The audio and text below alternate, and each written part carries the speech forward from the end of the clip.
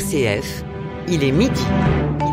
Catobel, le journal dimanche et les radios RCF se mobilisent ce 16 mai pour le Dimanche des médias, la journée annuelle dédiée aux médias chrétiens. Ces médias, ce sont surtout des femmes et des hommes qui se donnent cœurs et âme pour vous offrir des contenus inspirants et guidés par l'Évangile. Pour permettre d'assurer nos missions, les investissements dans le numérique sont cruciaux, mais ont un coût important. Merci à vous d'avoir été avec nous ce soir. Parce que le numérique a un prix, soutenez-nous en faisant un don.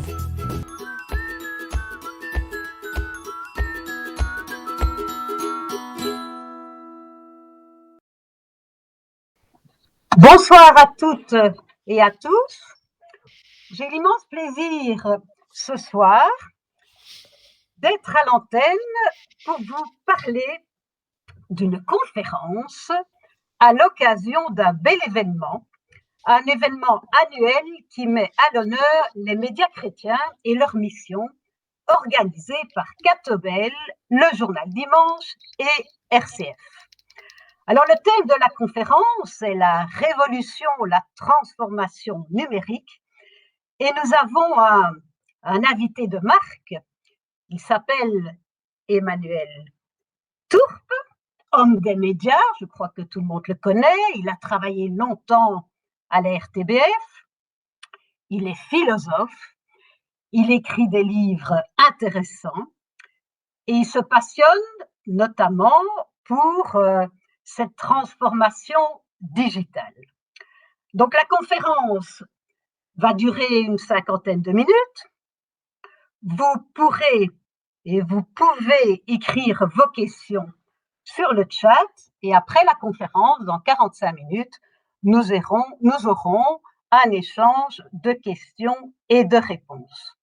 Nous sommes en diffusion en direct sur Facebook, sur YouTube et sur le site de Dimanche des médias. Alors, je vais vous passer la parole, Emmanuel Tourpe, mais peut-être que ce sujet que vous maîtrisez bien est intéressant parce que, en fait, il chamboule notre société. Il transforme l'accès aux médias, il transforme en tout cas le travail des médias et il pose des questions de fond. Il y a des enjeux sociétaux, on parlera des avantages et des inconvénients, des peurs ou des enthousiasmes, mais je vous laisse la parole pour, j'ai envie de dire, lancer cette fusée digitale. À vous la parole. Je me réjouis beaucoup de passer ce petit temps avec vous. Alors, vous avez évoqué une conférence, c'est un grand mot pour les quelques propos que je vais tenir. Je vais juste essayer plutôt de faire ce que dans la liturgie on appelle une collecte. Ce n'est pas la collecte où on met les sous, c'est la collecte en début de liturgie dans laquelle on rassemble, on colligaré, c'est-à-dire qu'on rassemble les choses. J'ai juste essayé de rassembler quelques petits éléments pour prêter un peu à discussion, pour qu'on ait surtout des questions et des réponses tout à l'heure. Sur un sujet qui, comme ça, a l'air un peu abstrait, objectivement, le numérique, la révolution numérique, il faut quand même être très, très motivé pour passer une soirée sur un thème qui semble aussi abstrait.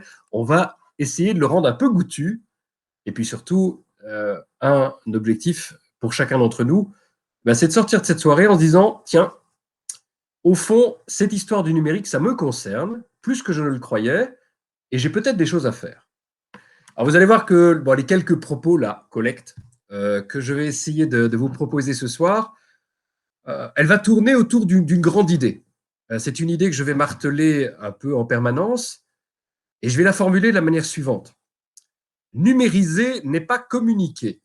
Numériser n'est pas communiquer. Alors, je triche parce que c'est le titre d'un ouvrage d'un monsieur qui s'appelle Dominique Volton, qui, il y a 15 ans, avait publié un livre qui était devenu célèbre, qui s'appelait « Informer n'est pas communiquer ».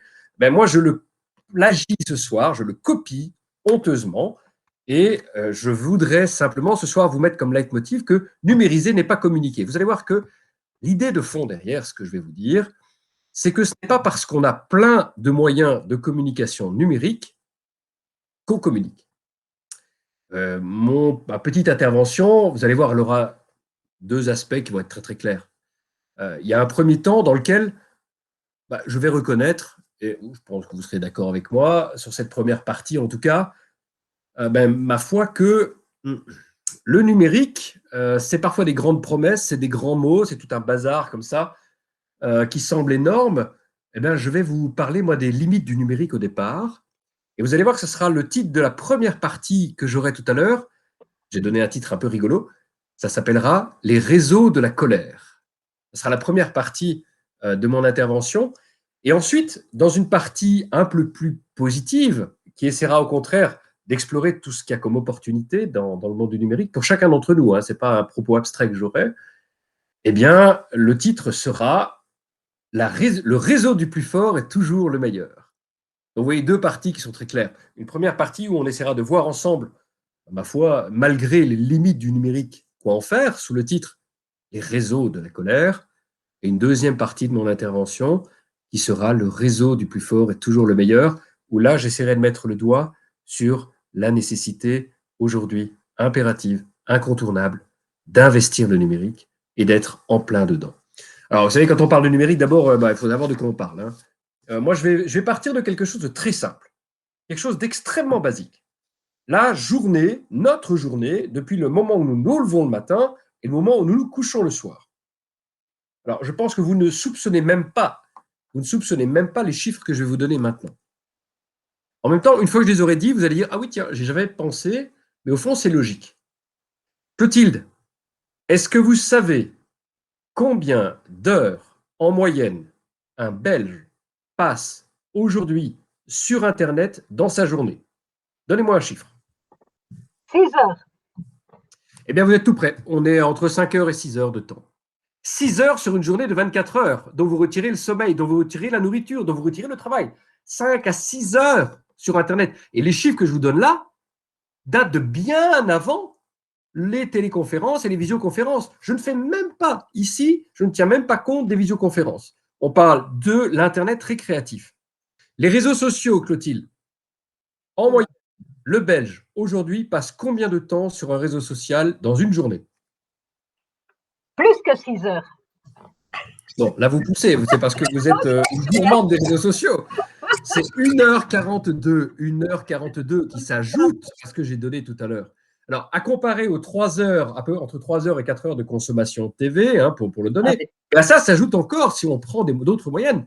Qu'en moyenne, le Belge passe, ça vous concerne peut-être moins, mais il faut savoir que c'est une moyenne, ça veut dire qu'il y a des gens qui ont une consommation au-delà du chiffre que j'ai donné, 1 heure par jour sur des jeux vidéo. On a aussi 1 heure par jour sur Spotify, sur Deezer, à écouter de la musique. Bref, je pense que vous avez compris l'idée. Si je fais la somme totale de tous nos usages Internet, eh bien, notre journée est occupée pratiquement un tiers par Internet, par le numérique. Ça veut dire que cette question du numérique, ce n'est pas une question si abstraite que ça. C'est aussi important que manger, aussi important que travailler. Ça devient un tiers de notre occupation quotidienne. Ça veut dire quand même qu'on commence à toucher quelque chose qui ressemble tout doucement au noyau, à l'essence, enfin, en gros, à notre existence. On ne peut pas faire comme si le numérique ne nous concernait pas. On est loin, on est très très loin même, de l'idée d'un numérique qui serait juste une espèce d'outil temporaire ou bien un gadget à côté. Ça, c'est fini. C'était les années 90, c'était les années 2000. Aujourd'hui, en 2021, et je ne parle même pas des visioconférences comme celles qu'on est en train de faire maintenant. Aujourd'hui, le numérique, il est l'ADN de notre journée. Vous savez, il y a 4 codons dans l'ADN. Eh bien, c'est un des codons fondamentaux de notre ADN. Aujourd'hui, notre journée est fondamentalement structurée par le numérique. Et alors, il y a des augmentations qui sont quand même assez spectaculaires. Je vais vous dire un chiffre très simple sur, par exemple, l'usage du téléphone mobile, qui est quand même le royaume par excellence du numérique. On est passé entre 2011 à 2020 d'un usage de nos téléphones qui était en 2011 de 45 minutes à 4h12 par jour. 4h12 par jour sur le téléphone. 4h12 par jour. Alors pendant ce temps-là, la télé, on est passé de 5 heures à 4 heures, la radio de 2 heures à 1 heure. On a là quand même un phénomène qui est, l'air de rien, plus qu'un petit phénomène marginal, en réalité, doucement, en train de devenir ce que certains philosophes appellent homo digitalis, les hommes numériques. En réalité, on le voit bien.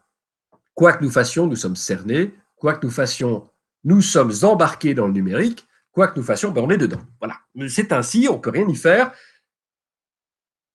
Mais ça veut dire que quelque chose d'extraordinairement profond, en réalité, est en train de nous toucher. Ces histoires de numérique, ce n'est pas une couche à côté. Ce n'est pas une espèce de remorque derrière. On est dedans, et on est dedans de manière très profonde. Alors, l'histoire du numérique, elle est peu connue. Hein. Elle est très peu connue. Je vais même vous faire un scoop ce soir, Clotilde. Je vais vous révéler un scoop. Essayez. La date de naissance du numérique, la connaissez-vous?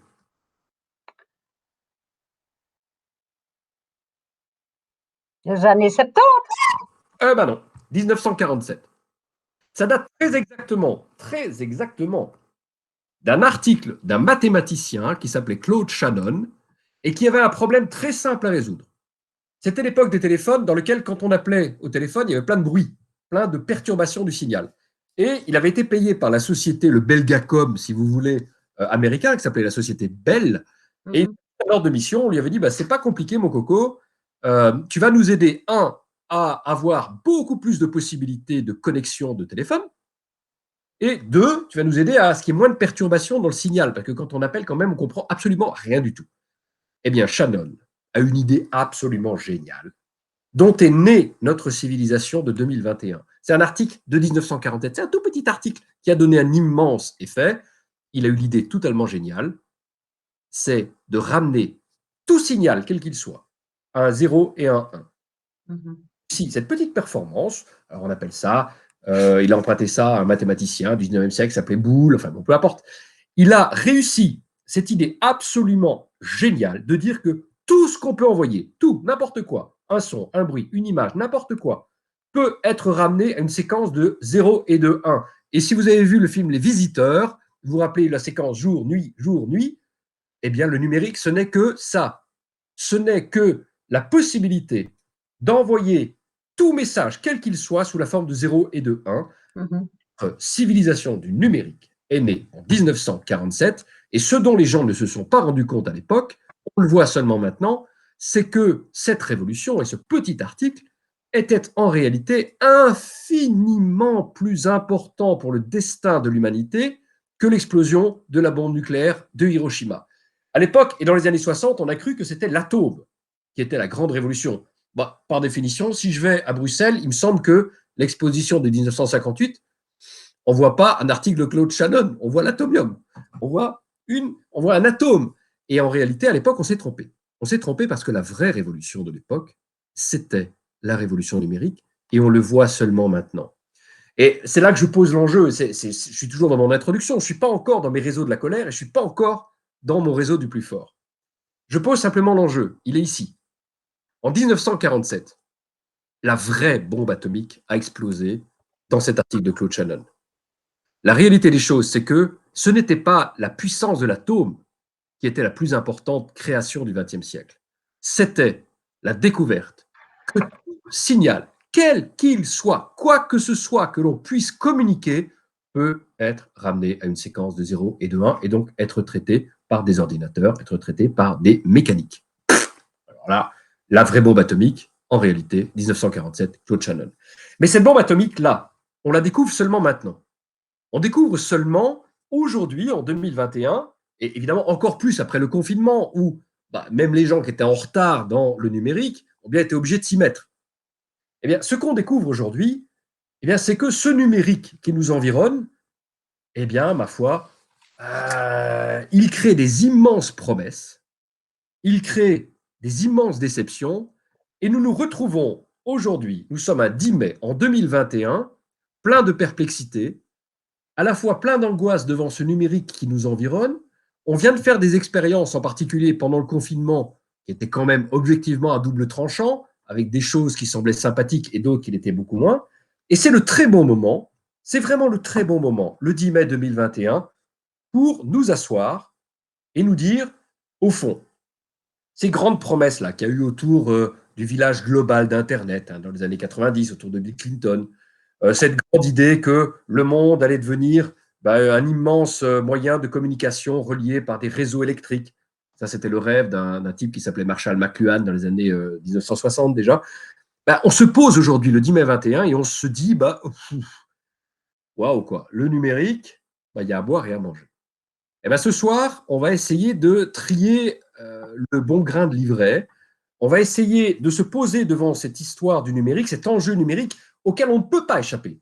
6 heures par jour, on ne peut pas y échapper. On accorde énormément d'importance à notre sommeil, on essaie d'avoir les meilleurs matelas, on accorde énormément d'importance à notre qualité au travail, on accorde énormément d'importance à ce que nous mangeons. Ben, peut-être qu'il est important aussi de se poser devant la qualité du numérique et ce que nous pouvons en faire. Alors j'ai quelques exemples en tête. Je pense que par rapport à ces grands rêves sur le numérique, sur les grands blabla qu'on nous a fait autour du numérique, bon, il ne faut pas être grand clair pour se rendre compte qu'il y a quand même des problèmes avec le numérique. Clotilde, vous êtes comme moi, vous envoyez des emails. Oui, ça m'arrive. Vous savez extrêmement bien qu'un email, c'est très compliqué de connoter un email. Vous pouvez faire un email à quelqu'un en étant de très bonne humeur, en lui disant quelque chose d'extraordinairement gentil et sympathique, mais la forme même de l'email fait que ça ne sera peut-être pas reçu du tout comme vous l'envoyez, parce que cette forme numérique de communication n'est pas connotée. Elle n'a pas, si vous voulez, les indices de tristesse, de joie, de chaleur que l'on souhaiterait s'y mettre. Alors évidemment, dans la communication entre nous, on rajoute des émoticônes, des smileys, ce qui permet de dire « Oh, je suis content, oh, je ne suis pas content », enfin de connoter précisément, mais ça montre exactement le problème. C'est que dans l'univers du numérique, eh bien, on fait passer des messages qui sont des messages froids, qu'il faut en permanence réenrichir de connotations. Il y a d'autres exemples très simples. Il y a 2-3 ans, toutes les universités du monde, et Harvard en tête, étaient absolument certaines que l'avenir des cours universitaires, c'était ce qu'ils appelaient les MOOC, c'est-à-dire les cours massifs par ordinateur et par vidéoconférence. Alors moi, j'ai 4 ados qui sont à l'université. Je peux vous garantir que s'il y a bien une chose qu'ils ne souhaitent plus jamais revivre, c'est des cours en ligne.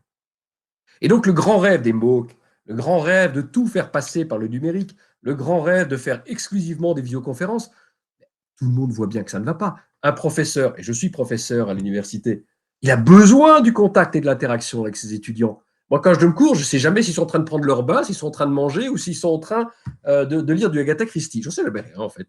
Et donc, je n'ai pas cette interaction qui me permet d'avoir de la relation, qui me permet d'avoir ce que tout enseignant souhaite avoir, c'est-à-dire, évidemment, une relation vraie. Et donc ça, c'est typique. Il y a 4-5 ans, Harvard mettait des millions et des millions pour donner des cours en ligne. Et aujourd'hui, on se rend bien compte, expérience faite, que oui, c'est intéressant dans certains contextes. Enfin, c'est surtout frustrant.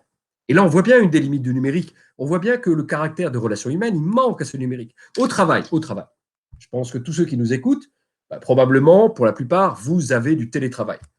Mais vous savez extraordinairement comme moi que tous les côtés informels du travail, la machine à café, le fait de rencontrer les autres au travail, c'est important à un point tel que tous les managers du monde, aujourd'hui, sont d'accord sur un point. 1, on va garder du télétravail après le Covid, c'est une certitude. On gardera le télétravail. Mais 2, il est impossible de ne concevoir le monde du travail que par le téléenseignement ou que par les télérelations. Aujourd'hui, par exemple, tous les managers du monde ont pris une décision qui ressemble à celle-ci. Oui, dans le futur, on va garder des visioconférences, on va garder du télétravail, mais on va imposer que les gens puissent venir travailler 2 à 3 jours par semaine, parce qu'on a besoin de se rencontrer, parce qu'on a besoin de se voir. Et donc le numérique, contrairement à ces espèces d'immenses espoirs, il résout un certain nombre de questions, mais il ne résout pas tout. Il y a des limites monumentales. Il y a des limites qui sont très importantes. Regardez aussi des exemples très simples. Il y a le patron d'Arte, qui est mon patron, qui s'appelle Bruno Patino, a fait un livre extraordinaire que je vous conseille à tous, qui s'appelle « La civilisation du poisson rouge ». Et dans ce petit bijou qui a été traduit dans 15 langues, je crois qu'il y a la version chinoise qui vient d'être publiée ce mois-ci, il met le doigt sur quelque chose qui est extraordinairement pénible dans le monde du numérique, c'est la manière avec laquelle, pour vous pousser à cliquer, pour vous pousser à liker, pour vous pousser à regarder, eh bien, on met en permanence des images spectaculaires, des sons spectaculaires, et on finit par demander seulement 3 secondes d'attention aux gens, sans la profondeur de l'écoute, sans la profondeur de l'attention. Et donc ça, c'est une des limites du numérique. Il sursollicite notre attention, il ne nous permet pas d'entrer avec une attention suffisante dans les choses, et on voit bien que c'est une des limites profondes. Je ne vais pas en rajouter, je pense que je finis mon introduction ici. Le numérique, on en est environné, on ne peut pas faire sans. C'est 6 heures de jour, c'est 6 heures par jour que nous sommes environnés. Le numérique, c'est la vraie bombe atomique et c'est la réalité d'un changement de civilisation, c'est une évidence, et en même temps, le numérique, c'est une grande promesse avec beaucoup de limites. On voit bien que le numérique, il ne résout pas tout. Que l'homme digital, que l'homme numérique, il a besoin de son corps, il a besoin des relations, il a besoin d'autrui. Oui, le numérique, c'est important, mais ça n'est pas tout. Voilà, ça, c'est le premier point. Et alors, la question qui va se poser, et c'est celle qu'on va se poser ce soir, c'est du coup, qu'est-ce qu'on en fait de ce numérique, à la fois dans ses aspects problématiques, et en même temps, on l'espère, dans ce qu'il y a quand même, on le devine, comme opportunité. On voit bien que si on n'est pas dedans, on est dehors. On voit bien que qui n'est pas avec le numérique est contre lui. On voit bien qu'il y a un enjeu, évidemment, qu'on ne peut pas délaisser et au côté duquel on ne peut pas passer. Alors, je suis dans le premier moment de mon intervention. Je vais prendre en particulier dans le monde du numérique un enjeu et un danger. C'est la première partie de mon intervention qui s'appelle donc les réseaux de la colère. Et je vais insister sur un danger. Et un danger dans lequel, et vis-à-vis duquel, chacun de ceux qui m'écoutent va devoir, à un moment, se confronter et se poser la bonne question de son attitude. Ce premier temps de mon intervention, les réseaux de la colère, il part d'une curieuse coïncidence, d'une mauvaise coïncidence, d'un danger réel qui nous menace aujourd'hui et dans lequel le numérique a sa part. Alors, c'est quoi ce danger ? Eh bien, je vais partir de quelque chose qui ne concerne pas le numérique. Et vous allez voir que le numérique va accélérer ce mouvement. Le digital va servir de vecteur, d'exposant, d'accélérateur à ce que je vais dire d'abord. Alors, de quoi je parle ? Je parle d'une extraordinaire mutation de notre société, une transformation de notre société qui, au départ, n'est pas touchée par le numérique, qui est indépendant du numérique. C'est quoi ? C'est quelque chose qui est étudié par tous les sociologues depuis 15-20 ans, et ils sont tous d'accord sur ce qui est en train de se passer dans notre société. C'est quoi ? Nous sommes en train de passer d'une société qui était relativement unifiée, qui avait un tissu commun, dans lequel on avait des valeurs communes, dans laquelle on avait un langage commun, dans laquelle on avait un minimum de rêves communs. I have a dream, Martin Luther, 1968. On avait un univers dans lequel on avait un minimum de possibilités de dialogue autour d'un principe qui est celui de la raison, et dans lequel la raison était la capacité, avait le pouvoir de nous rassembler, à quelque chose qui change. Quelque chose qui a été illustré dans un ouvrage français il y a 2-3 ans, d'un sociologue qui s'appelle Fourquet. Il a écrit un livre qui s'appelle L'archipel français, et il a montré ceci. Il a montré que, par tout un tas de démonstrations que je vous épargne, il a montré que la société française, et ça vaut pour la société belge, exactement de la même manière, et ça vaut pour la société européenne, exactement de la même manière. Il a montré que notre société est en train de dériver d'une société relativement unifiée, autour du principe de liberté et de raison, vers une société qui devient un archipel, un ensemble d'îles toujours plus isolées les unes des autres, dans lesquelles chacun a des convictions de plus en plus appuyées, dans lesquelles chacun a des certitudes de moins en moins communicables, dans lequel chacun a une singularité, des revendications singulières, des revendications relatives à son histoire, relatives à son genre, relatives à sa race, si le terme de race a le moindre sens, et que cette société qui avait une possibilité encore de langage commun, c'est en train tout doucement d'exploser dans une galaxie de convictions qui sont toujours plus isolées les unes des autres, et avec un drame, c'est que ce qui autrefois était le ciment de la société, c'est-à-dire la raison, la possibilité de communiquer ensemble autour d'un principe de raison, eh bien ça disparaît. Aujourd'hui, la possibilité de discuter et de dialoguer, il y a encore un grand philosophe allemand qui s'appelait Habermas. Dans les années 80, il écrivait un livre qui s'appelait La raison communicationnelle. Et lui, il était persuadé qu'à partir du moment où on argumentait correctement, une société pouvait avoir une possibilité de se retrouver, de se forger. Mais ça ne marche plus. Ça marche plus.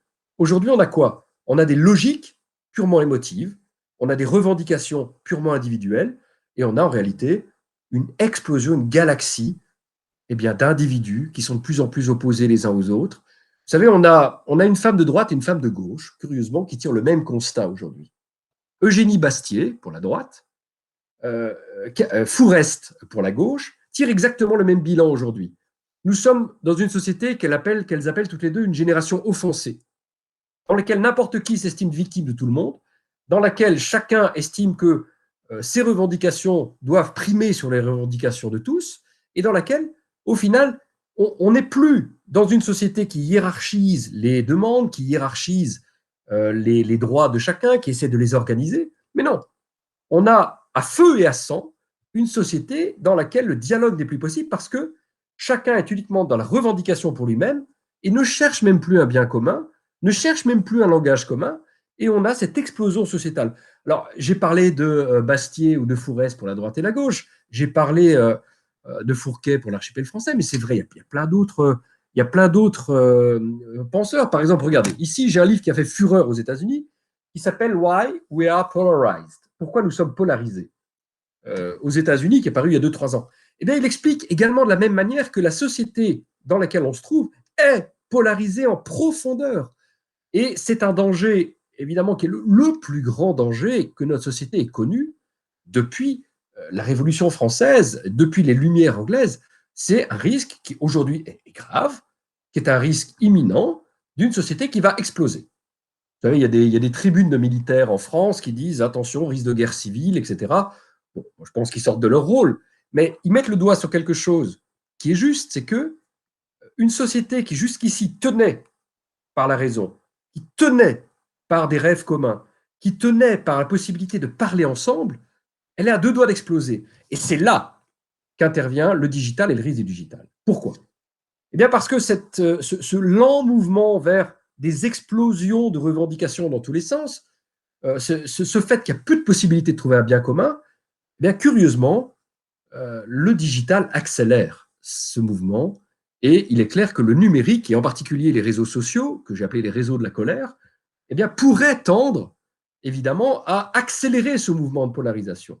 Pourquoi? Et c'est là que chacun d'entre nous est concerné. C'est là que chacun d'entre nous est concerné. Parce qu'il se produit un double mouvement. Et je vais vous décrire ce double mouvement, et vous allez voir que chacun d'entre nous doit prendre pour lui-même ce que je vais dire. Le premier mouvement qui fait que le digital et le numérique et les réseaux sociaux accélèrent cette explosion de la société, c'est que ceux qui aujourd'hui prennent la parole sur les réseaux sociaux, ceux qui aujourd'hui prennent le pouvoir de la parole, ce sont les plus radicaux. Il y a une prime à la radicalisation, il y a une prime aux propos les plus radicaux, il y a une prime aux propos les plus haineux, et il y a une prime aux propos qui sont les plus émotifs. Aujourd'hui, 0,005% des gens qui regardent les réseaux sociaux ou qui les utilisent font 50% des commentaires et de ce qui est publié sur les réseaux sociaux. Ça veut dire qu'il y a une disproportion hallucinante sur les réseaux sociaux d'une ultra-minorité qui a une visibilité monumentale. Et ça, c'est le premier phénomène qui m'amène tout de suite au deuxième phénomène, et là, on est tous responsables, tous, sans exception.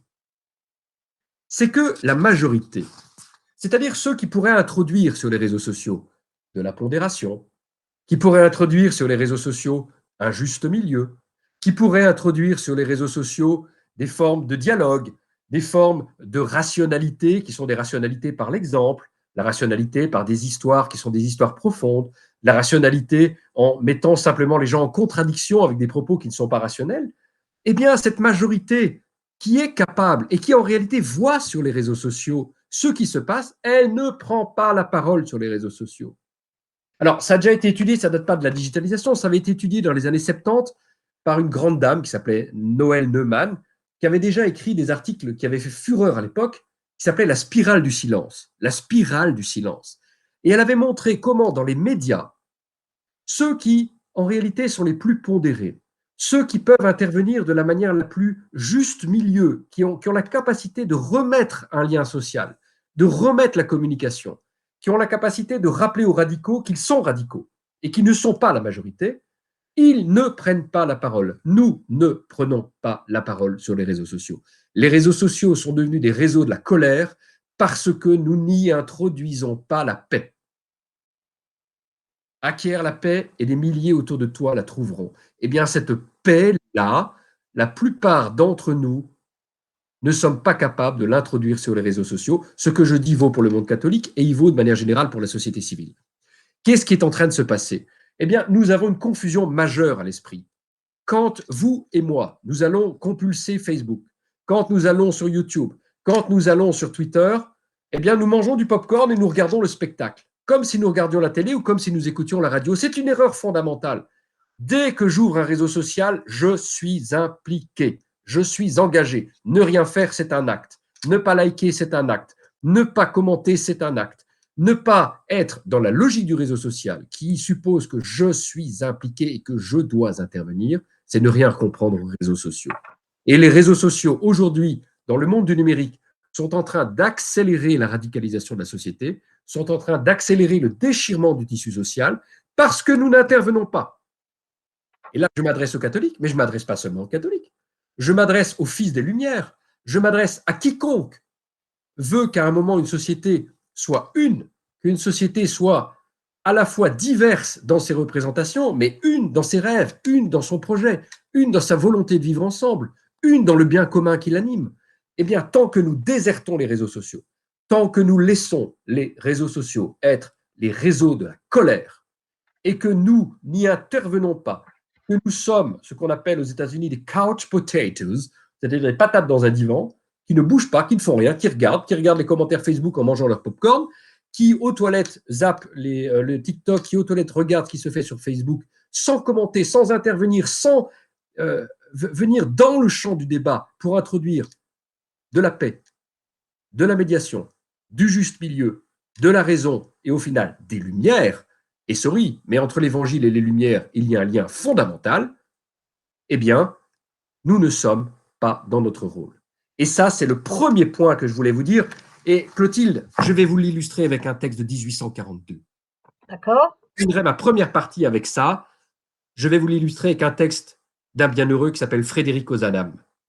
Frédéric Ozanam, il était à l'époque déjà dans des débats extrêmement violents. Il était, à travers la presse, puisqu'il n'y avait pas Internet forcément en 1842, il était dans des débats très violents avec un catholique qui s'appelait Louis Veuillot.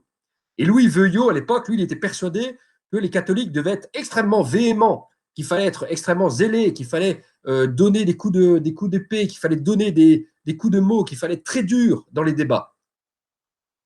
Frédéric Ozanam nous dit ceci, et moi je vous confie, pour finir ma première partie sur les réseaux de la colère, je vous confie ce texte de Frédéric Ozanam, et je voudrais que nous soyons tous attentifs à ce texte. Écoutez Frédéric Ozanam, et ce qu'il dit aujourd'hui vaut pour les réseaux sociaux. Et ce qu'il dit aujourd'hui vaut qu'une invitation pour tous, catholiques et non catholiques, à introduire dans les réseaux sociaux autre chose que la colère. Écoutez-le.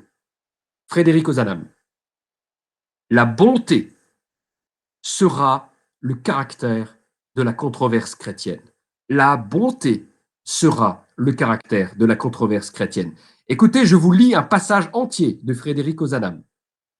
Si l'on a pris soin de fixer et de maintenir les règles de la discussion chrétienne, c'est qu'il n'est pas permis de s'en écarter impunément. Dans l'emportement du combat, il y a plus de périls qu'on ne pense. Les instincts violents de la nature humaine, réprimés par le christianisme, s'échappent et reviennent par ce côté. Assurément, quand les chrétiens s'engagent au laborieux service de la polémique, c'est avec la volonté droite de servir Dieu et de gagner les hommes. Il ne faut point compromettre la sainteté de la cause par la violence des moyens. 1842, Frédéric Ozanam parlait à notre temps, il parlait à notre époque. Nous n'avons pas le droit de laisser la société se dissoudre dans son lien social en étant sur les réseaux sociaux soit des radicaux, soit de ceux qui n'interviennent pas, en réintroduisant dans la discussion la raison, la droiture, le dialogue et l'attention. Et je termine cette première partie en vous confiant deux trucs fondamentaux que je confie à tous ceux qui nous écoutent. Quand vous êtes sur une controverse sur les réseaux sociaux, quand vous êtes pris dans une polémique sur les réseaux sociaux, développez deux choses. La première, c'est le sens de l'attention et du discernement. Soyez profondément dans l'attention à ce qui est dit par autrui. Soyez profondément dans une attention qui s'ouvre profondément à l'univers de qui parle et d'un discernement qui vous concerne, qui vous convertit intérieurement. Parce qu'il n'y a aucune conversation, il n'y a aucun dialogue qui fonctionne si chacun dans le dialogue ne se convertit pas à la parole d'autrui. C'est pour ça qu'il y a le deuxième principe, pour moi, qui vaut sur les réseaux sociaux, sauver la proposition d'autrui. Il faut à tout moment sur les réseaux sociaux tenter de se mettre dans la peau de celui qui parle, d'essayer de comprendre la raison de celui qui est en train de parler pour la reprendre en main et essayer, par une voie supérieure, qui est une voie de la charité, de lui donner à la fois une justification et une issue supérieure. J'ai terminé ma première partie sur les réseaux de la colère avant que je passe à la deuxième partie, Clotilde, qui était donc le réseau du plus fort. Je suis ici intervenu sur les côtés un peu plus négatifs du numérique. Je vais intervenir dans la deuxième partie concernant, évidemment, le caractère d'opportunité du numérique. Est-ce que vous souhaitez me poser une première question à ce stade avant que je passe à la deuxième partie, Clotilde? Non, si vous avez une deuxième partie, je vous propose d'y aller immédiatement parce qu'il est prévu des questions et des réponses à la fin de votre conférence. Eh bien, donc, deuxième partie, le réseau du plus fort est toujours le meilleur. Bon, j'ai été un peu dur ici avec le numérique. Je suis parti en plus sur ce qu'il peut avoir de plus dangereux à l'heure actuelle, c'est-à-dire d'accélérer la dissociation du lien social, d'accélérer les radicalisations, d'accélérer en particulier cette génération d'offensés qui en permanence pensent que les revendications individuelles sont plus importantes que le bien commun. Bien. Je vais ici, évidemment, voir les choses de l'autre côté, c'est-à-dire l'extraordinaire opportunité à laquelle on ne songe pas toujours et dont, en réalité, ni l'Église catholique, ni la plupart des institutions civiles n'ont aujourd'hui tiré totalement les conséquences. Alors, sous le titre « Le réseau du plus fort est toujours le meilleur », j'avais mis un sous-titre « N'ayez pas peur ». Alors, il y a un côté, évidemment, Jean-Paul II dans ce que je dis, mais derrière ça, il y a cette idée de fond, et c'est la deuxième partie aujourd'hui, de bien comprendre que cet enjeu du numérique, cette vraie bombe atomique, bien plus importante que celle d'Hiroshima, cette bombe atomique initiée par Shannon, il ne faut pas en avoir peur et qu'il faut aller plus loin que ne pas en avoir peur, il faut la prendre à bras le corps. Et ça, ni les institutions civiles, ni les institutions catholiques, en réalité, n'ont encore totalement pris la mesure de l'enjeu qui s'y trouve. Alors, je l'ai dit, numériser n'est pas communiquer. Il ne suffit pas d'avoir des réseaux sociaux, il ne suffit pas d'avoir Internet, il ne suffit pas d'avoir l'email pour bien communiquer. Par contre, il n'est plus possible de communiquer sans numériser. Autant numériser n'est pas communiquer, autant on ne peut plus aujourd'hui communiquer sans numériser. Ce qui se passe en termes de changement profond de société avec le numérique est incontournable. On ne peut plus passer à côté et ce qui se passe comme enjeu du numérique n'a rien à voir avec un ordre de gadget ou d'une somme de petits outils pratiques. La transformation numérique de la société, la transformation numérique du monde du travail, la transformation numérique des loisirs, la transformation numérique de toutes nos activités, on ne fera pas marche arrière, elle va continuer, elle va s'accélérer et elle va même prendre des dimensions plus importantes encore dans le futur. Il n'est donc pas possible de communiquer sans passer par le numérique. On ne peut plus aujourd'hui se contenter dans le monde des médias de versions papier. On ne peut plus se contenter aujourd'hui dans le monde des médias de faire des émissions TV. On ne peut plus se contenter aujourd'hui dans le monde des paroisses de faire une feuille de chou qu'on diffuse à la sortie de la paroisse. On ne peut plus se contenter de faire un blog. On ne peut plus se contenter aujourd'hui de faire une page Facebook qu'on va alimenter tous les 4 mois.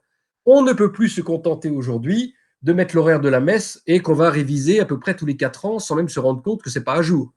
Il n'est pas possible aujourd'hui de communiquer sans prendre au sérieux le numérique et sans le prendre au sérieux jusqu'au bout parce qu'il a des règles, le numérique.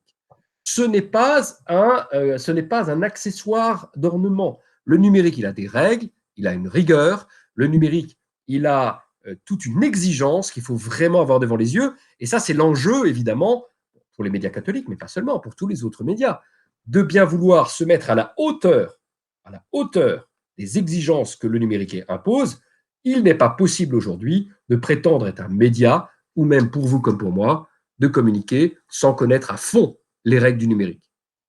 Je vais vous donner des exemples très simples. On croit aujourd'hui qu'il suffit de faire une petite vidéo et de la mettre sur Facebook pour communiquer. C'est faux. Sur Facebook, si votre vidéo n'est pas réalimentée 2 à 3 fois par semaine, elle descend dans l'algorithme et elle ne remonte pas en visibilité. Donc, vous n'avez pas communiqué correctement.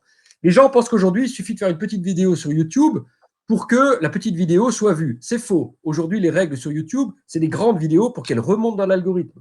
Aujourd'hui, les gens font des pages Internet et pensent que ça suffit pour remonter dans Google. C'est faux. Il y a des règles qu'on appelle des règles de SEO, Search Engine Operations, qui font que selon ce que vous mettez comme mot, ça monte ou non dans Google. Il n'est plus possible aujourd'hui d'être des amateurs dans le numérique. Le numérique, il a des règles extrêmement claires. Il a une rigueur totale. Et aujourd'hui, quand on veut communiquer, il faut les connaître. Il faut les connaître à fond. Et il faut mettre les budgets, mettre les moyens, mettre les ressources. Et il est indispensable de se mettre totalement aligné avec ce que le monde du numérique suppose. Le numérique, ce n'est pas l'affaire de gamins geeks. Le numérique, ce n'est pas l'affaire de quelques amuseurs d'ordinateurs. Ça a des règles extraordinairement fortes. Ça a des règles qu'il faut connaître. C'est des règles qui changent tout le temps. Et donc, c'est un métier. Alors, ça veut dire quoi? Ça veut dire que, évidemment, le numérique, eh bien, il faut apprendre comment il fonctionne. Et tous nos médias, quels qu'ils soient, ça vaut pour les médias d'église, mais ça vaut pour les médias, quels qu'ils soient, y compris France Télévisions, y compris la RTBF, doivent comprendre comment ça fonctionne. Et se mettre à le comprendre comment ça fonctionne, eh bien, on commence à voir que ça suppose des investissements. Ça suppose une modification dans la manière de travailler. Ça suppose une modification dans la manière d'embaucher des gens. Ça suppose une modification dans la manière, eh bien, tout simplement, de faire les choses. Alors, Clotilde, vous êtes à la tête de RCF Bruxelles et le réseau RCF a la chance, évidemment, de comprendre que eh bien, une transformation numérique en cours qui s'appelle le DAB, qui permet à tout un chacun d'entendre RCF en numérique, elle finira par toucher petit à petit une partie de la population. Aujourd'hui, c'est 19% en Belgique, demain, ce sera 25%, dans le futur 30%. Et donc, il est important, et vous le savez aussi bien que moi, que les RCF qui sont sur l'AFM, donc plutôt traditionnel, eh bien, et c'est ce que font les RCF en Belgique, eh bien, investissent dans une RCF en DAB, dans le monde du numérique, ce que vous faites extrêmement bien. Et ça, c'est un enjeu qui a été compris par les RCF. Dans le monde des médias catholiques également, regardez ce qui se passe avec des médias comme Aletheia. Aletheia, eh bien, c'est un média qui est international, qui s'est très bien organisé, qui fait ce qu'on appelle aujourd'hui la curation, c'est-à-dire qu'il rassemble des contenus faits par tout un ensemble d'acteurs, qui les édite, c'est-à-dire qui les organise, et qui surtout a fait un métier très fort pour aller chercher les gens là où ils se trouvent. Et c'est là qu'on voit un enjeu du numérique qui est prodigieux et qui est une chance. Autrefois, on était dans des médias qui, en gros, envoyaient un signal à beaucoup de gens à la fois. Mais en même temps, quand, par exemple, vous avez votre journal paroissial, vous ne pouviez pas l'envoyer au-delà de la paroisse. Forcément, vous ne pouviez toucher que les 25, 40, 60 personnes de la paroisse. Avec le monde du numérique, c'est beaucoup plus compliqué. Ça demande beaucoup plus d'argent, parce qu'il faut des métiers nouveaux, parce qu'il faut des investissements à la hauteur. Mais on a une chance extraordinaire, c'est qu'avec le numérique, du coup, on peut toucher tout le monde. Les limites du temps et les limites de l'espace qui existaient dans les médias autrefois, elles n'existent plus. Potentiellement, par le numérique, vous pouvez toucher n'importe qui. N'importe qui peut être atteint par votre message. N'importe qui, vous pouvez le concerner. À n'importe qui, vous pouvez porter, pour le monde catholique, la bonne parole. Pour d'autres, ce sera la parole culturelle. Pour d'autres, ce sera la parole politique. Mais donc, on a une possibilité stupéfiante avec le numérique. C'est qu'il n'y a plus de frontières du temps. Il n'y a plus de frontières de l'espace. Il n'y a plus de frontières physiques. Le numérique nous rend contemporains les uns des autres à tout moment. Le numérique supprime toutes les distances. Par contre, et ça c'est le paradoxe du monde du numérique, et vous allez voir que je vais bientôt terminer mon propos pour laisser la parole à ceux qui nous écoutent, évidemment, faire du numérique de manière rigoureuse, faire le numérique de manière sérieuse, ça suppose des investissements dans les médias, ça suppose de transformer une manière de travailler, ça suppose aussi tout simplement de connaître une des règles fondamentales du monde du numérique, c'est de se faire connaître, ce qu'on appelle la notoriété, et de faire revenir les gens en permanence. Ça veut dire, pour le monde des médias, qu'ils soient catholiques ou qu'ils ne soient pas catholiques, des investissements, des transformations dans les manières de travailler, des implications de tout un chacun, et donc ça veut dire pour les médias catholiques comme pour les autres, une transformation monumentale des manières de travailler, une accélération dans la connaissance de la manière dont ça fonctionne. Et c'est pour ça que je termine ma conférence ici en disant, voilà, numériser, ce n'est pas communiquer. On ne peut pas en même temps communiquer sans numériser. Et c'est très clair que pour le monde des médias catholiques, comme pour tous les autres médias, il y a maintenant une démarche qui est une démarche très volontariste à faire pour que ces médias catholiques accroissent, augmentent, accélèrent encore leur numérisation. Et je crois que c'est certainement un des enjeux profonds des années à venir. Mais mon petit doigt me dit que c'est déjà bien parti dans le monde des médias catholiques, qui ne sont pas en retard et que la transformation numérique est en cours et que grâce à ceux qui nous écoutent, elle pourra très certainement se prolonger et aller bien au-delà de ce qu'elle est aujourd'hui. Merci beaucoup. C'est encourageant ce que vous venez de dire. Je vais me permettre de vous lire les questions, les 4 ou 5 questions qui ont été écrites par nos chers auditeurs. Alors, la première question, la voici.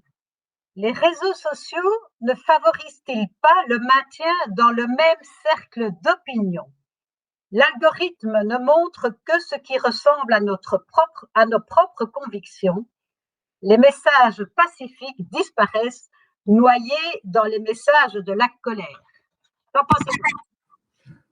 Mais j'en pense que si vous lisez La Libre Belgique, vous êtes lecteur de La Libre Belgique et que le filtre de bulle et le fait de vous conforter à l'intérieur de la même communauté fonctionnent de la même manière. Probablement. La réalité des choses, c'est que les gens de droite en France lisent Le Figaro, les gens de gauche lisent la Libération, en Belgique, les laïcs lisent Le Soir, etc., etc.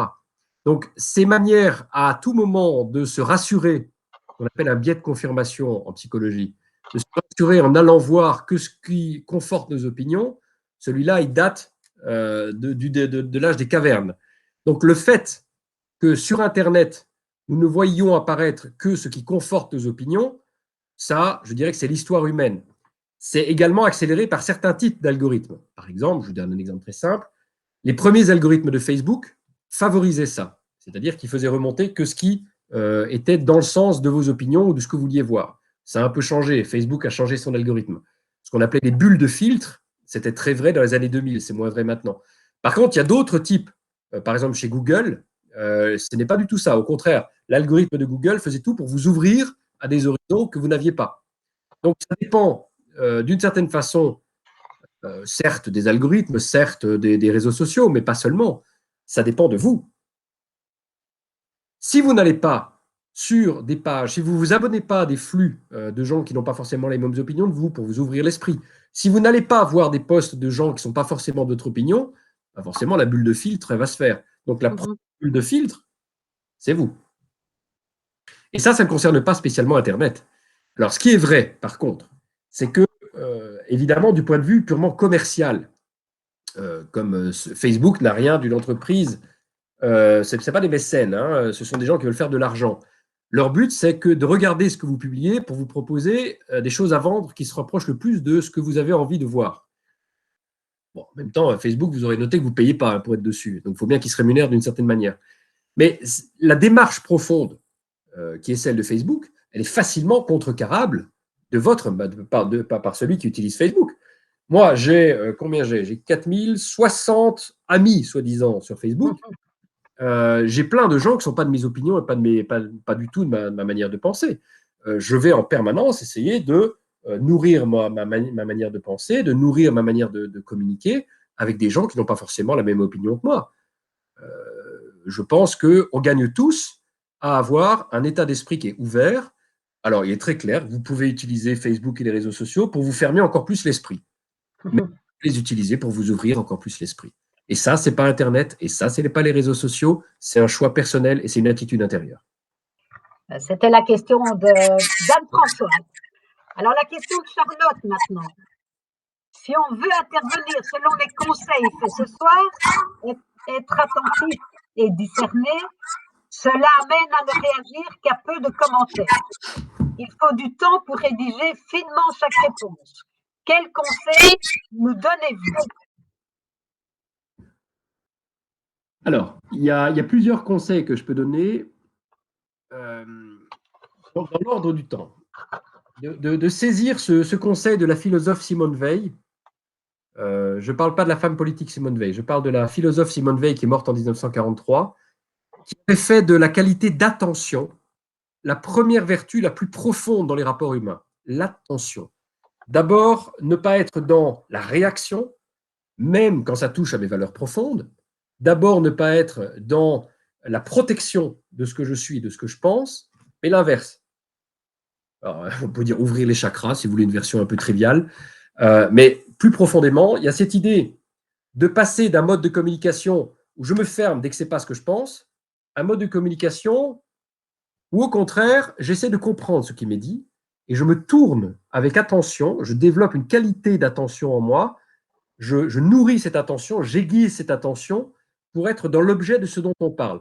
Pourquoi? Parce que dans l'émotion, dans la manière dont les gens parfois agressent dans les mots, ma première action, c'est la protection. Protection de ma foi, protection de mes convictions, protection de moi-même. Eh bien, à qui te prend ton manteau, laisse encore ta chemise. Et donc, il y a cette idée de fond de dire, maintenant, je vais modifier mon attitude intérieure et au lieu de prendre cette attitude d'armure, d'avoir cette qualité d'attention et d'abord d'essayer de comprendre ce dont on parle. Derrière les agressions et derrière les radicalités, la plupart du temps, il y a des blessures. Les formes de l'agressivité, de la violence et de la radicalité sont souvent les formes les plus médiocres par lesquelles s'expriment des schémas de blessures ou des demandes d'être compris, des demandes de réponses qui soient autres que la violence. Le deuxième point, c'est que quand vous intervenez dans un débat, effectivement, il ne faut pas le faire à tout moment. Il faut le faire, ce que j'ai dit tout à l'heure, il faut le faire. Il ne faut pas laisser la spirale du silence s'installer, il ne faut pas laisser la majorité être silencieuse, et il ne faut pas laisser la parole aux minorités constamment offensées. Par contre, quand vous intervenez, il faut le faire avec plusieurs compréhensions. D'abord, que contrairement à ce qu'on pense, arriver à un schéma vraiment rationnel, arriver à un propos purement rationnel, c'est très compliqué. Parce qu'il y a plein de biais qui interviennent dans une communication. Plein de biais. Vous pouvez dire bleu, ce sera quand même compris comme noir par la moitié des gens. Et vous l'aurez dit avec le maximum de conviction et vous aurez l'impression d'avoir dit bleu avec le maximum de raison avec laquelle on peut dire que le bleu, c'est quand même la couleur du ciel. Eh bien, il y aura 50% des gens qui comprendront noir quand vous direz bleu parce qu'on a compté, il y a 175 biais qui interviennent dans une communication. Des biais de confirmation, biais d'a priori, des biais, il y a 175 biais. Donc, il ne faut pas croire que simplement parce que vous dites quelque chose que vous pensez être rationnel, ça va être compris. Parce que, fondamentalement, il y a besoin de temps. Il y a besoin d'un temps de conversion réciproque. C'est une histoire, la communication. Ce n'est pas juste aligner une démonstration. Entre parenthèses, ça vaut pour la question de Dieu. Il ne suffit pas de vouloir démontrer Dieu par A plus B. C'est une histoire. Il y a une histoire qui emporte l'intérieur. Il y a une histoire qui doit nous emporter vers une relation. C'est la même chose quand on intervient sur les réseaux sociaux. Il ne faut pas croire que parce que j'ai fait une démonstration A plus B égale C, tout le monde va s'écraser devant moi en disant « Oh mon Dieu, quelle belle démonstration, oh, je n'avais pas vu ça, mon Dieu ». C'est une histoire dans laquelle la raison entre en compte, parce que la raison a ses droits de cité, dans lesquels l'émotion a son droit de cité, mais il ne faut pas que ce soit les émotions négatives, il faut que ce soit les émotions les plus hautes. Ça veut dire que quand on intervient dans un débat, faut donner envie, faut susciter le désir. Et donner envie, c'est-à-dire montrer qu'il y a de la beauté dans ce que vous dites, est plus important que se battre avec ces petits points parce qu'on n'est pas d'accord avec vous. Et ça, c'est une grande leçon du philosophe Spinoza, c'est que dans toute communication humaine, susciter le désir est ce qu'il y a de plus important. Troisième règle qui est importante, toujours se convertir soi-même avant de chercher à convertir l'autre. Et toujours, ce que j'ai dit tout à l'heure, sauver la proposition d'autrui, ce qui est une parole de Saint Ignace, entre parenthèses. Et alors, cette idée de fond qui est laisser le champ de l'espérance et de l'histoire se développer. Ne croyez pas que vous allez boucler un commentaire, que vous allez obtenir le dernier mot. Quand, dans une conversation, vous cherchez à avoir le dernier mot, eh bien, vous êtes en dehors d'un schéma de communication. Une communication réussie, c'est une communication qui ouvre. C'est une communication qui renvoie chacun à lui-même. Ce n'est pas une communication dans laquelle il y en a un qui est sur le podium et l'autre qui se trouve la tête en terre avec la botte dessus. Ça, ce n'est pas de la communication. La communication prototypique, c'est la communication de la vie trinitaire, dans laquelle communication et communion se renvoient l'un à l'autre, dans laquelle il n'y en a pas un qui écrase l'autre, mais dans laquelle, au contraire, c'est en permanence la parole qui est renvoyée à l'autre. Donc, il faut impérativement tenir compte que communiquer, c'est aussi se laisser blesser. Si on croit qu'on rentre dans une communication en étant invulnérable, vulnus en latin, c'est la blessure, on ne communiquera jamais. On va faire du dogme, on va faire de la polémique, on va faire avec nos petits points en disant « Oh, je suis un catholique qui a raison, je vais défendre mon église, je vais défendre ma foi contre tous ces méchants ». Au final, ça ne convaincra personne. Au final, vous aurez l'air totalement psychorigide. Et au final, vous aurez renforcé le caractère de polarisation des réseaux sociaux. Et tout ce que j'aurais dit ce soir n'aurait servi à rien. Merci. Alors, encore 5 questions pour que vous puissiez gérer votre temps. La question de Pierre. Comment Frédéric Ozanam aurait agi sur les réseaux sociaux aujourd'hui? Eh bien, exactement de la même manière que quand il a fondé un journal qui s'appelait L'Ère Nouvelle, c'est-à-dire à tout moment, dans toutes les polémiques, en cherchant à chaque fois à affirmer des points de vue qui sont les plus respectueux d'autrui possible, visant le plus possible le juste milieu. Ce mot de juste milieu est fondamental. On le retrouve depuis Aristote, qu'il appelait togar meson, ce qu'il y est au milieu, ce qui est entre des extrêmes, ce qui n'est pas polarisé, mais qui au contraire met en polarité les extrêmes, ce qui essaie de voir à la fois ce qu'il y a de juste à gauche et ce qu'il y a de juste à droite, ceux qui essayent de tenir la posture qui évite les radicalités et de le faire avec constance, douceur, fermeté et surtout espérance. Et ça, cette leçon-là, moi je vous conseille un petit livre sur Frédéric Ozanam qui vient de sortir d'ailleurs, qui est très intéressant. Il vient de sortir de Charles Vaugirard, qui vient de sortir, qui s'appelle La pensée politique de Frédéric Ozanam.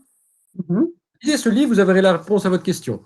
Et vous verrez comment, à l'époque était la sienne, c'est-à-dire la naissance de la presse, lui il avait ce défi-là, nous on a le défi du digital, il y a répondu à son temps et c'est à nous de répondre au nôtre. Il a tenu avec constance cet idéal, qui est un idéal pas seulement catholique et pas seulement chrétien, qui est un idéal de société civile, qui est un idéal fondamental de penser qu'une communication est possible à partir du moment où on n'est pas radicalisé, où on essaye en permanence de tenir une posture d'écoute attentive à autrui et en même temps d'éviter les extrêmes. Je dis toujours ceci, dans une société polarisée, il faut devenir des êtres polaires. C'est-à-dire dans une société qui choisit tel pôle plutôt que tel autre, je suis ceci, tu es cela, au contraire de rassembler la polarité, d'avoir une capacité, regardez bien, comment nous sommes constitués. J'ai 2 yeux, j'ai 2 mains, j'ai 2 oreilles. La manière dont je perçois le monde est toujours en stéréo, est toujours en double, parce que pour connaître, si je n'avais qu'une main, si je n'ai qu'un œil, si je n'ai qu'une oreille, si je n'ai qu'une narine, je ne connais pas le relief des choses. Eh bien, il en va de même sur les réseaux sociaux, il en va de même dans la manière de concevoir le monde et de concevoir les êtres.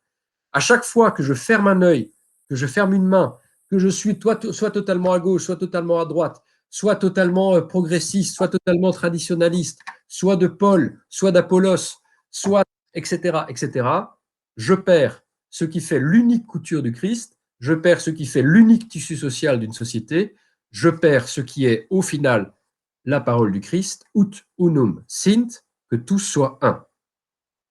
Et cette parole du Christ, je pense que tout homme politique, même nos chrétiens, pourrait la tenir quand il comprend qu'une société ne tient que quand elle cherche un mode d'unité, et le mode de l'unité, c'est la communication et la recherche d'un juste milieu dans le respect d'autrui.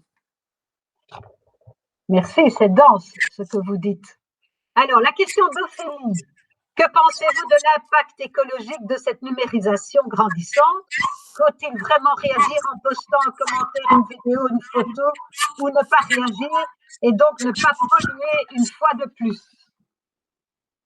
Alors, l'impact écologique du numérique existe. Il est même sous-estimé. J'ai tendance à penser néanmoins que par rapport aux enjeux de société contemporains, qui sont des enjeux, je le redis, d'une société qui risque d'éclater. Elle risque vraiment d'éclater dans des tribus, dans des communautés, dans des minorités qui vont finir par se faire une guerre permanente sur les réseaux sociaux et peut-être un jour dans la rue. Je pense que par rapport à cet enjeu-là, la question du coût écologique du numérique et du coût écologique d'un post ou d'un commentaire est très en dessous de l'enjeu. Il ne veut pas dire qu'il n'y a pas d'enjeu, mais je pense que si on cherche à les hiérarchiser, cet enjeu-là est important, mais il n'est certainement pas le plus important par rapport à ce que j'ai dit, en tout cas, de l'enjeu sociétal. Je le redis de manière très forte, je pense réellement, et je ne suis pas le seul à penser, la plupart des sociologues contemporains le pensent et le disent, que nous sommes au bord de l'abîme du point de vue de l'unité de la société. Nous sommes au bord de l'abîme. Et par rapport à cette explosion du tissu social, on va dire que le coût écologique d'un mail, voilà, il est important, mais c'est probablement pas ça qui est le plus important dans la problématique contemporaine. À l'inverse, certainement qu'on n'a pas fini d'explorer, parce que c'est une réalité, ce coût écologique, tout un tas de possibilités. Je vous donne un exemple très simple, je vous le laisse en pâture. Ce qu'on appelle aujourd'hui les fermes de serveurs, qui ont effectivement qui ont une surconsommation électrique monumentale, il est totalement anormal aujourd'hui que ces fermes de serveurs, la chaleur qu'elles diffusent ne soit pas récupérée et pas utilisée et pas rétransformée en énergie. Ça, c'est un scandale écologique absolu. Absolu. Mais c'est un autre problème et je pense qu'à un moment, en toute chose, il faut savoir hiérarchiser les enjeux. Et je crois personnellement que l'enjeu sociétal contemporain, avec un risque d'explosion monumentale de la société, il n'est pas d'abord dans le coût écologique d'un email. Alors, la question de Vincent. Le développement des réseaux sociaux pose aussi la question de la protection de la vie privée. Quels conseils donneriez-vous à ce sujet? Peut-on encore être sur WhatsApp? Peut-on publier une photo de ses enfants sur Facebook? Mais, alors, il y a plusieurs problèmes impliqués dans ce que vous venez de dire. Alors d'abord, c'est un problème, à un point tel que, vous le savez, l'Europe a pris les choses en main et a publié un règlement qu'on appelle le règlement de RGPD, qui est un règlement général auquel tous les médias doivent se subordonner aujourd'hui, qui fait qu'il y a des règles très claires pour que la vie privée des personnes soit respectée. C'est d'ailleurs parfois extrêmement pénible parce que, je ne sais pas si vous avez remarqué, à chaque fois que vous allez sur un site maintenant, vous devez dire oui, je suis d'accord ou oui, je ne suis pas d'accord.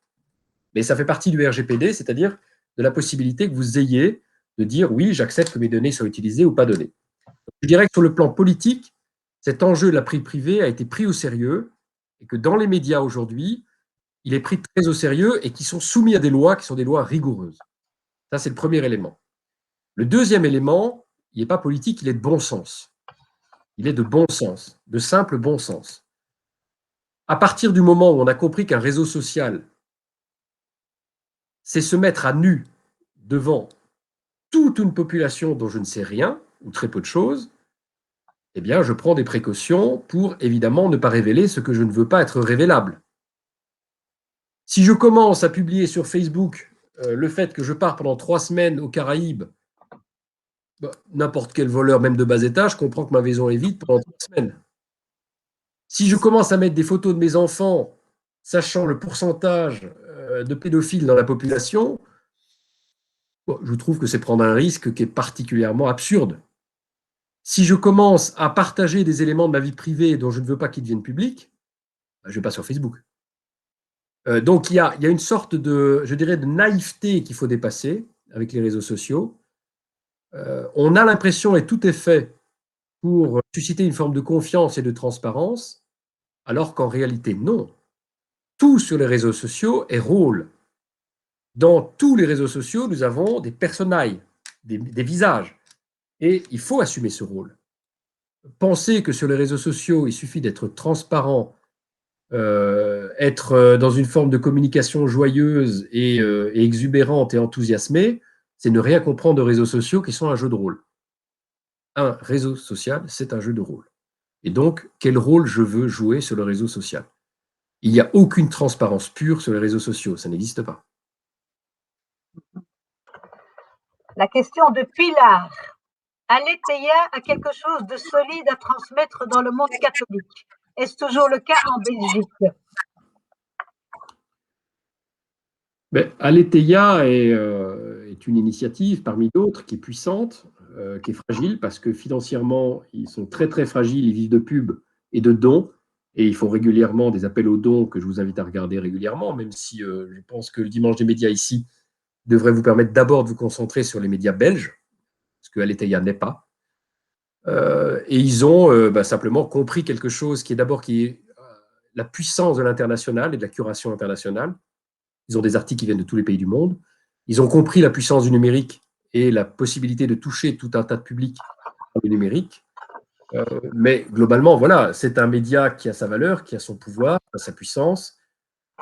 Moi, je vous invite peut-être dans les jours qui viennent d'abord à essayer de découvrir vos propres médias en Belgique, que ce soit RCF, que ce soit Catobel, que ce soit ceux qui sont déjà chez vous, parce que c'est les médias les plus proches qui ont le plus de capacité à toucher et à porter une parole juste et adaptée à la Belgique, à la Wallonie et à la Fédération Wallonie-Bruxelles.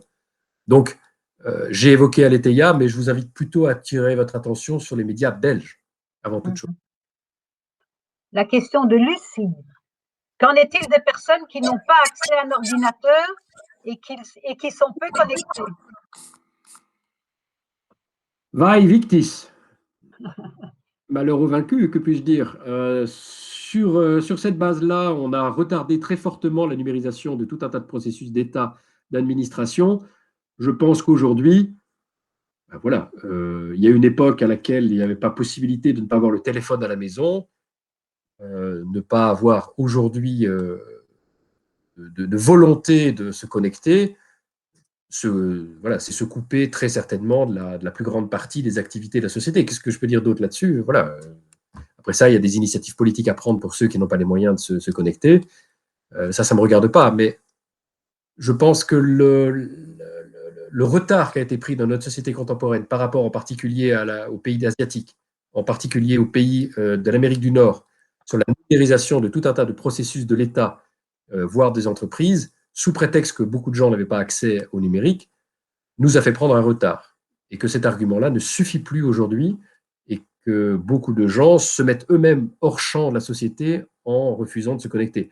Ce n'est quand même plus très compliqué de trouver des cours, de trouver du coaching et assez rapidement de savoir comment utiliser un téléphone. Voilà. Je pense aujourd'hui, ce n'est plus quelque chose de plus acceptable que ça ne l'était il y a 30 ans de ne pas avoir de téléphone. Voilà. Et enfin, la question de Victoire.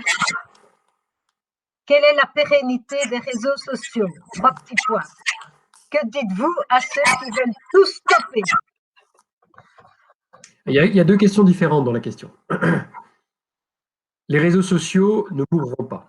Ils vont se multiplier, ils vont changer, ils vont disparaître, ils vont se renouveler, vous savez, c'est très simple, les réseaux sociaux, ils se multiplient en permanence. On rit souvent dans le milieu professionnel parce que Facebook, au départ, c'était les jeunes. Et puis, les mamans ont découvert que Facebook existait. Donc, du coup, les jeunes sont partis sur Instagram. Instagram existait. Donc, du coup, les jeunes sont partis sur TikTok. Les mamans sont en train de découvrir que TikTok existe et les jeunes sont en train d'aller sur Snapchat. Donc, voilà, les réseaux sociaux vont se multiplier à l'infini en fonction des cibles, en fonction des besoins, en fonction de tout un tas de choses.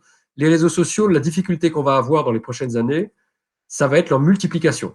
Et donc, la difficulté de se retrouver sur des réseaux sociaux communs. Ça va être un des enjeux. Et aussi pour les médias, par exemple, que ça devient compliqué de développer quelque chose et pour TikTok, et pour Twitch, et pour Instagram, et pour Snapchat, et pour Facebook, et pour Twitter, et pour YouTube. Voilà, les grands médias peuvent le faire, mais c'est clair qu'à l'échelle de médias diocésains ou catholiques, c'est plus compliqué. Il faut faire les choix. Voilà. Alors, la bonne nouvelle, c'est qu'heureusement, il y a des médias, il y a des réseaux sociaux plus massifs que d'autres. Ensuite, deuxième question, c'est une question d'assaise personnelle. Qu'est-ce que je dis aux gens qui déconnectent des réseaux sociaux? Je dis que s'ils sont addicts, ils font très bien d'avoir une politique de jeu numérique et de désencombrement numérique. Comme toute chose, toute activité humaine, quand elle est exagérée et quand elle est obsessionnelle, eh bien, il faut l'interrompre et il faut se ressourcer et à un moment la mettre à distance. J'ai tendance à penser néanmoins que la radicalité de la mise hors champ numérique, c'est-à-dire la radicalité de ne vouloir ni regarder la télé, ni regarder Internet, ça crée des cavernes préhistoriques qui deviennent compliquées en termes de lien social, de tissu social et de communication sociale. Donc, si c'est une question d'assaise, c'est-à-dire de se désemplir de l'obsession numérique, si c'est une assaise de la mise à distance, welcome. Si par contre ça devient la radicalité d'un choix dans lequel on se met à part de la société qui est numérique. On ne changera rien à ça. Elle est numérique, elle sera toujours plus numérique. Numérique, elle le restera. Digital, elle accélérera cette digitalisation.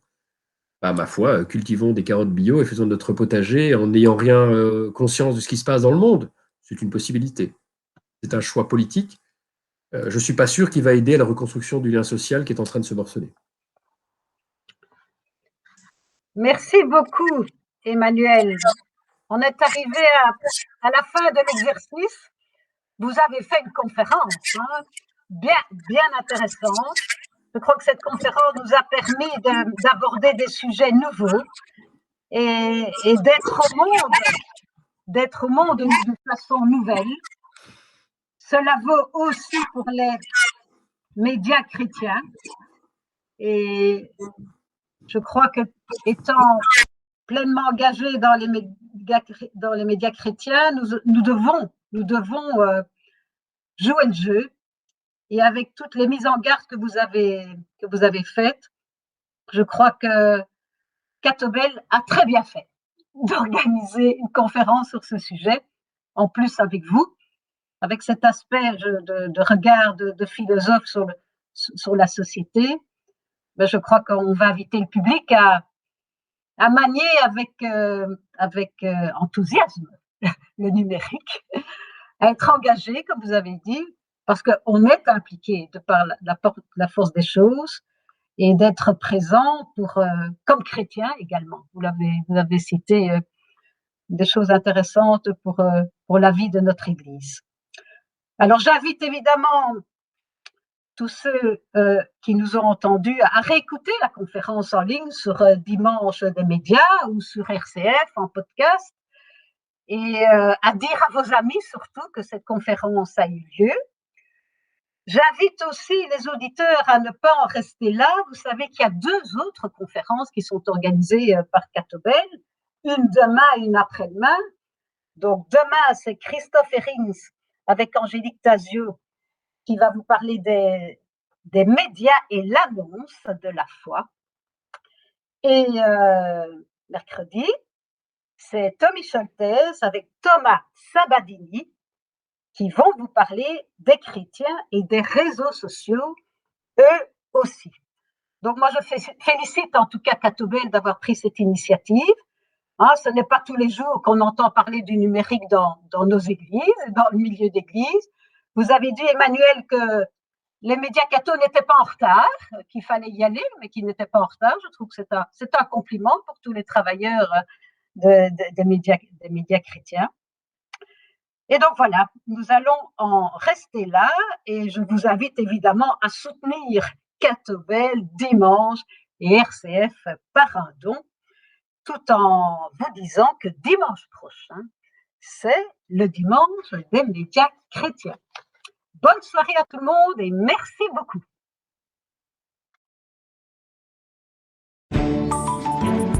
RCF, il est midi. Catobel, le journal Dimanche et les radios RCF se mobilisent ce 16 mai pour le Dimanche des médias, la journée annuelle dédiée aux médias chrétiens. Ces médias, ce sont surtout des femmes et des hommes qui se donnent cœurs et âme pour vous offrir des contenus inspirants et guidés par l'Évangile. Pour permettre d'assurer nos missions, les investissements dans le numérique sont cruciaux, mais ont un coût important. Merci à vous d'avoir été avec nous ce soir. Parce que le numérique a un prix, soutenez-nous en faisant un don.